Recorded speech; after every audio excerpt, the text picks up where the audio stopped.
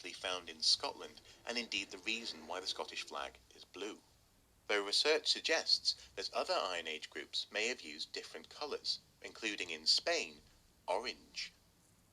The latter first millennium AD saw Vikings arriving on many shores, including northern Germany, where an Arab historian recorded the use of makeup by men and women alike. Indeed, some researchers suggest Viking men may have worn more makeup than Viking women. The shaggier Saxon men were more than a little jealous and accused the Norse of being vain.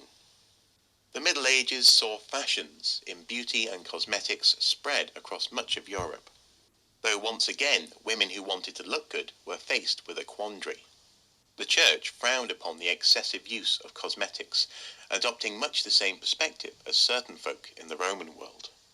Beauty lay in virtue. However, for society, pale skin was often preferable.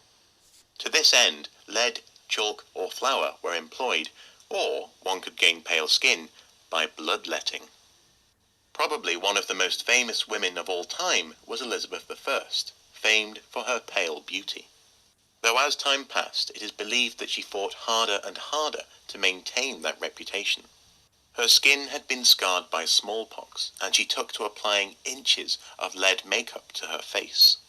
This toxic substance would have made her face worse, and thus she applied more and more. It is likely. طبعا هاي لما أصيبت بالتشيكن بوكس أو الجدري كانت تحط زي طبقات من المادة البيضاء هاي اللي هي تحتوي على الحديد، ويعتقد إنها هي كانت السبب في موتها. To have contributed to her death. Oh, before we leave the Middle Ages, it is worthwhile mentioning that William Wallace and co. probably never wore blue paint upon their faces. The reign of Louis XIV, the Sun King of France, saw astonishing consumption and bewildering cosmetic regimes introduced to the aristocracy. Pale skin, rouge, and powdered wigs were all the rage. There was even a complicated language of beauty spots, such as hearts, for the aristocracy to communicate their personality. However, all of this was but a thin veneer, an attempt to mask the disease and filth which was rampant across France at the time.